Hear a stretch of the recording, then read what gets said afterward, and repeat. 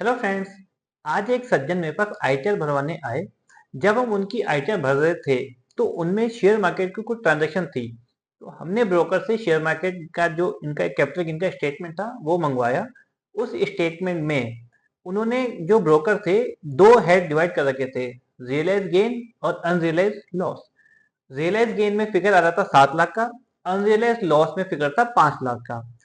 तो वो सज्जन बोले कि सर 7 लाख का मेरा गेन है, 5 लाख का लॉस है, तो नेट में मेरी 2 लाख की इनकम है। आप इस 2 लाख को मेरी आईटीआर में डिक्लेयर कर दीजिए और मेरी आईटीआर भर दीजिए।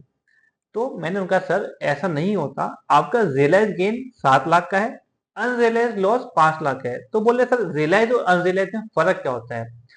फ्रेंड्स, रियलाइज गेन और लॉस वह होता है जो आपने रियलाइज कर लिया।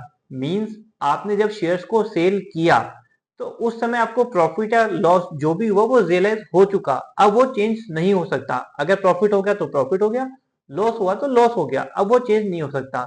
दूसरी तरफ अनरियलाइज गेन या अनरियलाइज लॉस क्या होता है? जो आपका डेली ऊपर नीचे होता रहता है। मान लीजिए आज आपने रिलायंस के शेयर्स लिए, आपने 1 लाख के शेयर लिए। अब वह शेयर की वैल्यू बढ़ के 1,05,000 हो गई, लेकिन आपने शेयर्स बेचे नहीं, तो आपको 5,000 का अनरियलाइज गेन है, नोशनल गेन। सेकेंड डे मान लीजिए वो शेयर गिर के 1,02,000 रुपए रह गया, तो आप पिछले दिन आपको 1,05,000 की वैल्यू थी, दूसरे दिन आपकी 1,02,000 की वैल्यू होगी, तो आपका 3,000 रुपए जो डिक्रीज हुआ वो आपको रियलाइज नहीं हुआ, वो अनरियलाइज है। रियलाइज किस दिन होगा? जिस दिन आप उस शेयर्स को सेल कर देंगे। मान लीजिए आपने 10 दिन बाद में 1,10,000 पे उसको सेल कर दिया, तो अब आपका गेन रियलाइज हो गया और वो 10,000 पे फिक्स हो गया। तो आईटीआर भरते समय आपको ध्यान रखना है कि आपको केवल रियलाइज गेन या रियलाइज लॉस को ही अपनी आईटीआर में डिक्लेयर करना है। अनरियलाइज लॉस या अनरियलाइज गेन आपकी इनकम पे कोई इंपैक्ट नहीं मारेंगे। आपको उनको अपनी आईटीआर में डिक्लेयर नहीं करना है। I hope this is clear. अगर चैनल को अभी तक सब्सक्राइब नहीं किया है तो अभी जल्दी से सब्सक्राइब कर लें